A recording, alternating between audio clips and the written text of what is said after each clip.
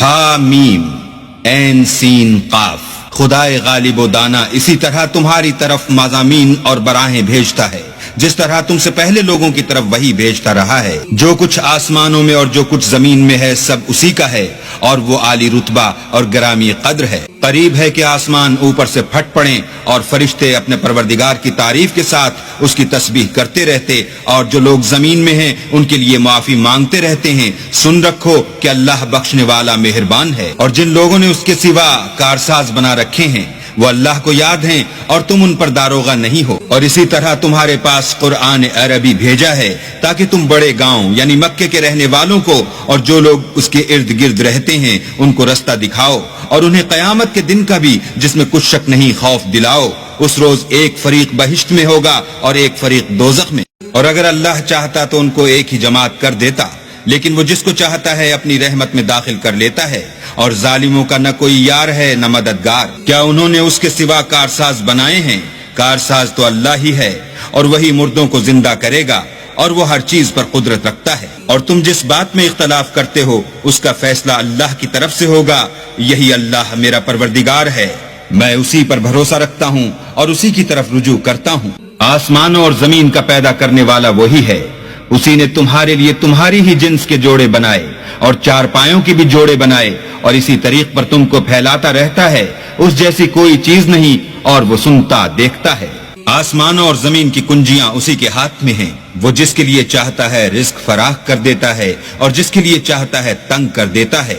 بے شک وہ ہر چیز سے واقف ہے۔ اس نے تمہارے لیے دین کا وہی رستہ مقرر کیا جس کے اختیار کرنے کا نوح کو حکم دیا تھا، اور جس کی اے محمد صلی اللہ علیہ وآلہ وسلم ہم نے تمہاری طرف وہی بھیجی ہے، اور جس کا ابراہیم اور موسیٰ اور عیسیٰ کو حکم دیا تھا، وہ یہ کہ دین کو قائم رکھنا اور اس میں پھوٹ نہ ڈالنا۔ جس چیز کی طرف تم مشرکوں کو بلاتے ہو وہ ان کو دشوار گزرتی ہے۔ اللہ جس کو چاہتا ہے اپنی بارگاہ کا برگزیدہ کر لیتا ہے، اور جو اس کی طرف رجوع کرے اسے اپنی طرف رستہ دکھا دیتا ہے۔ اور یہ لوگ جو الگ الگ ہوئے ہیں تو علم حق آ چکنے کے بعد آپس کی ضد سے ہوئے ہیں، اور اگر تمہارے پروردگار کی طرف سے ایک وقت مقرر تک کے لیے بات نہ ٹھہر چکی ہوتی تو ان میں فیصلہ کر دیا جاتا، اور جو لوگ ان کے بعد اللہ کی کتاب کے وارث ہوئے وہ اس کی طرف سے شبہ کی الجھن میں پھنسے ہوئے ہیں۔ تو اے محمد صلی اللہ علیہ وآلہ وسلم اسی دین کی طرف لوگوں کو بلاتے رہنا، اور جیسا تم کو حکم ہوا ہے اسی پر قائم رہنا، اور ان کی خواہشوں کی پیروی نہ کرنا، اور کہہ دو کہ جو کتاب اللہ نے نازل فرمائی ہے میں اس پر ایمان رکھتا ہوں، اور مجھے حکم ہوا ہے کہ تم میں انصاف کروں۔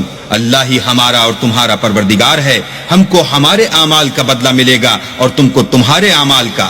ہم میں اور تم میں کچھ بحث و تکرار نہیں، اللہ ہم سب کو اکٹھا کرے گا اور اسی کی طرف لوٹ کر جانا ہے۔ اور جو لوگ اللہ کے بارے میں بعد اس کے کہ اسے مومنوں نے مان لیا ہو جھگڑتے ہیں، ان کے پروردگار کے نزدیک ان کا جھگڑا لغو ہے، اور ان پر اللہ کا غضب اور ان کے لیے سخت عذاب ہے۔ اللہ ہی تو ہے جس نے سچائی کے ساتھ کتاب نازل کی اور عدل و انصاف کی ترازو، اور تم کو کیا معلوم شاید قیامت قریب ہی آ پہنچی ہو۔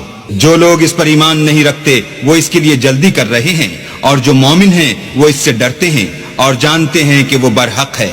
دیکھو جو لوگ قیامت میں جھگڑتے ہیں وہ پرلے درجے کی گمراہی میں ہیں۔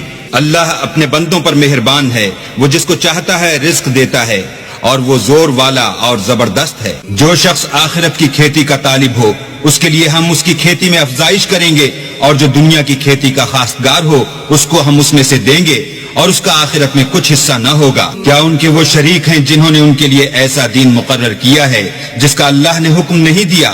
اور اگر فیصلے کے دن کا وعدہ نہ ہوتا تو ان میں فیصلہ کر دیا جاتا، اور جو ظالم ہیں ان کے لیے درد دینے والا عذاب ہے۔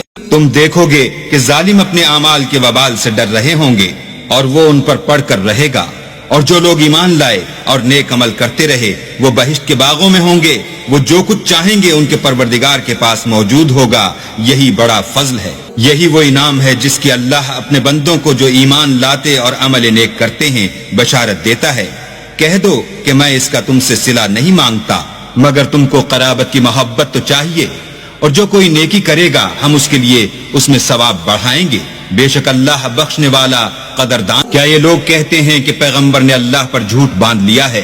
اگر اللہ چاہے تو اے محمد صلی اللہ علیہ وآلہ وسلم تمہارے دل پر مہر لگا دے اور اللہ جھوٹ کو نابود کرتا اور اپنی باتوں سے حق کو ثابت کرتا ہے، بے شک وہ سینے تک کی باتوں سے واقف ہے، اور وہی تو ہے جو اپنے بندوں کی توبہ قبول کرتا اور ان کے قصور معاف فرماتا ہے، اور جو تم کرتے ہو سب جانتا ہے، اور جو ایمان لائے اور عمل نیک کیے ان کی دعا قبول فرماتا اور ان کو اپنے فضل سے بڑھاتا ہے، اور جو کافر ہیں ان کے لیے سخت عذاب ہے۔